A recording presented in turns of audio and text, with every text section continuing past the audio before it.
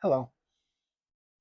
I think this, I spoke about boredom in my uh, balance video, and I spoke about fighting and arguments and stuff in my actions have consequence video. And I'd like to touch on some of those subjects again more deeply. Uh, in the balance with the boredom one and the balance video, a lot of people aren't bored enough. I know you think that's crazy. You're not bored enough. Like, what does that mean?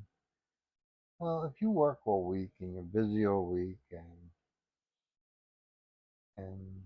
you just take a weekend off, uh, that's when you feel the boredom. And I know I'm using the word boredom, but and it feels like boredom, but it's really not boredom. It's more just a change of scenery, change of pace. And it's like the change of the weather. It's like all of a sudden it's cold, but it's really not cold. If you hang out for a while, you'll acclimate to it and you won't be so cold anymore. But when the change happens, it feels like it's cold or it's hot, either way. And it's kind of like that with boredom. You just have a change. It's like, oh, now I'm bored. It's like you're not bored. You you're dealing with a change in the way your life is functioning at the moment. When your life is very much different on the weekend than it is during the work week. And you might be bored at work.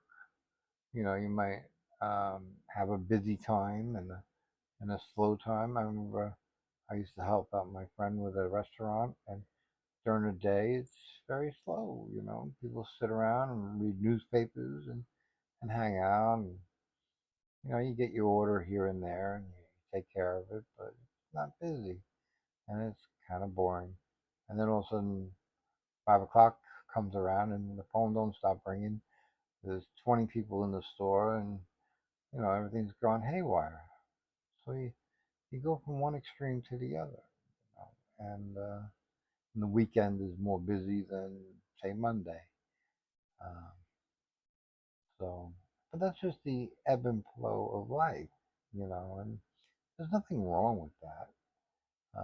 There's nothing bad happening. Uh, but that's what I'm saying. When I said in the last video, we're used to the influx, the being busy. We look forward to that. It's like the cops. Cops sit around in their car all day and they pretty much do nothing. They act like they're doing something, but they're really doing nothing. They're waiting for that bank robbery, they're waiting for that fire, they're waiting for that call to come through, and their adrenaline, and like the firemen, they sit around waiting for a fire, you know, that may or may not happen for a long time. So, and the boredom can work on you, it can tear you down. Uh, this the weak people don't survive well. You know, um, they get sick.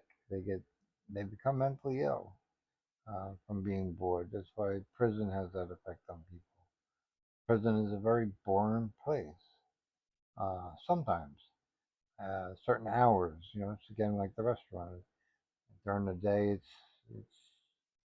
it depends on you. It depends on whether they need to talk to you or not. And but at night it's very boring. And, um, you're locked in your cell and you can't do anything. You're just in this cell by yourself and you're just sitting there and you have to sit there for hours. So, and that's why I know something about boredom. But the longer you're bored, the less bored you are. That's the paradox. Life in itself, everything in life is a paradox. And that's the point. That's why I started this out saying you aren't bored enough.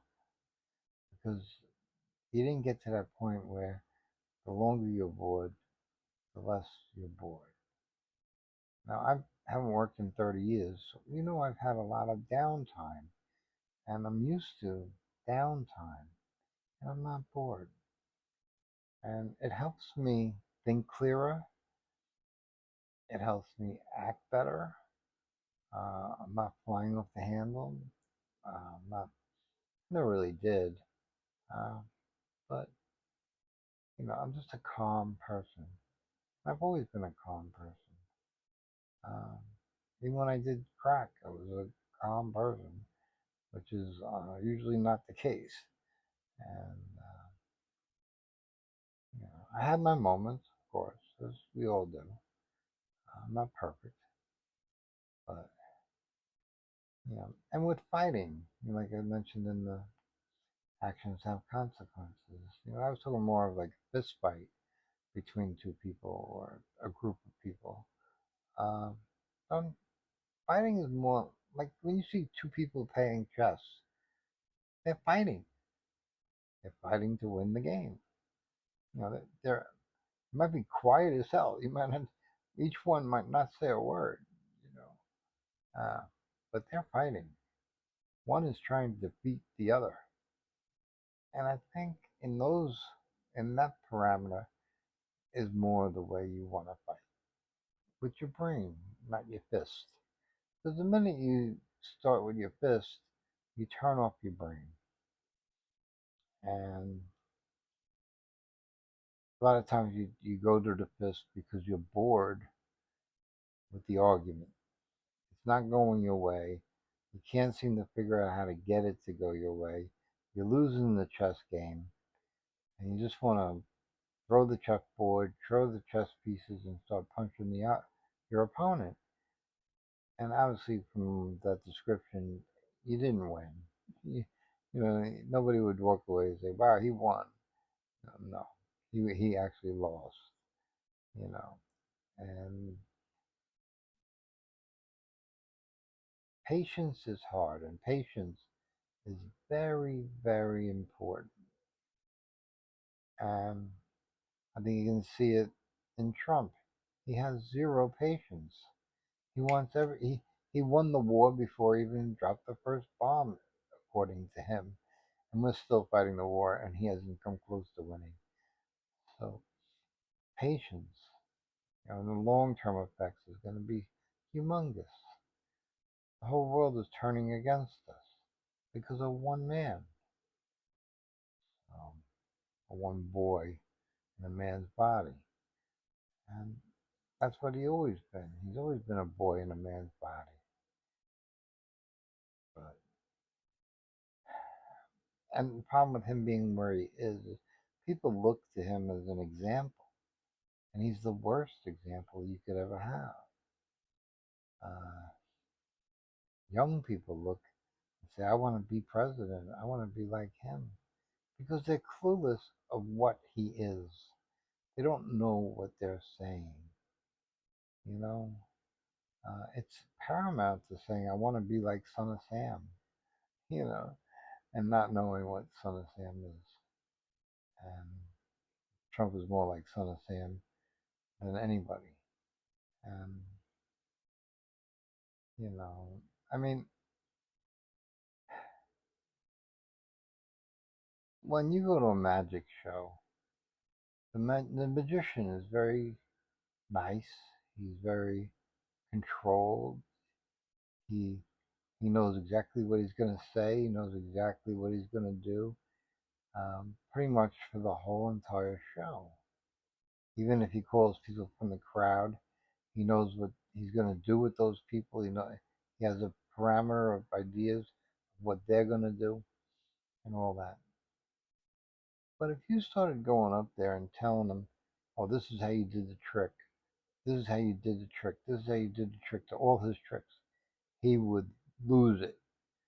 He would start screaming at you, probably kick you out of the theater, you know, and he would lose it. He would lose control. And that's a narcissist. That's how a narcissist acts when people find out they're a narcissist because they learn the trick. They know the trick and they can no longer do the trick thinking they're gonna fool you. So their whole repertoire, their whole show is gone, gone. And they want to clear the audience, and they want to get a new audience in that doesn't know the tricks and doesn't know that he's a narcissist. Well, Trump is in the same way. Because when Trump gets found out, like he did with Epstein, he started a war because he's trying to do a new trick. It's just trying to do a new trick. And he's running out of tricks. And the magician, once you know all his tricks, he has no show. Nobody's going to come to a show that everybody knows how he's doing the tricks, you know. And that's a narcissist. A narcissist is full of tricks, how to manipulate, how to gaslight. And once you know they're doing it, it doesn't work. It doesn't work. It's like a chameleon that you can see. Once you can see the chameleon, he's not going to catch anything. No bug is going to go near it and say, no, I see you. They're just going to avoid it. They're just going to not go near the chameleon. And the chameleon is going to starve to death. And that's what will happen to the people that are narcissists. They live horrible lives when they get old because everybody knows who they are. And they've basically chased everybody that's close to them away from them. And they live a horrible existence in their later life, which my mother is experiencing right now. She has a horrible existence because nobody in my family will call her. They call her on occasion, but they're trying to keep on the will. They want to stay on the will, so they call her. But you know, and that's the only reason they call her. And she knows it, and she won't say it, but she don't like it.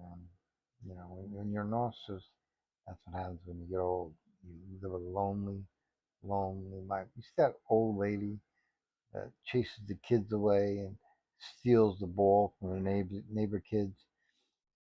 It's all because she's a narcissist and she has nobody, you know. And torture is what they do, Stealing the ball is just a form of torture for the kids. And that's all that old lady knows is how to torture people. Because basically she's tortured herself and internally, and she wants to export that into torturing the neighbor kids, you know. So it's sad, you know, and it's not the neighbor kids' fault. They're just being kids. But nobody's helped this old lady because there is no help for her. Once you're a narcissist, you're always a narcissist. No matter how much therapy you ever go through, you'll always be a narcissist. Now, there are some therapists that think that they can fix a narcissist. Well, I think they're just trying to get billing hours, and that's all that's about. So, um, stay balanced. Um, Try to fight with your mind, and remember when you're fighting, the universe is on your side. The universe is ratting them out. Trump's got ratted out. Trump thought he got away with all these things that he did with Epstein, and he got ratted out. God ratted him out. God sent those emails. God kept those emails from being deleted. God ratted him out. That's how you get that guy that killed somebody 20 years ago, gets busted, knock on the door. It's like, hello, we're here for you now. God ratted him out. And God always rats you out. So uh, if you think you lost the fight, maybe you haven't. Maybe you just didn't win the battle, but you didn't lose the war. And you're not necessarily going to lose the war. Uh, you got to keep fighting. Um, keep keep hope alive, because hope is all you have.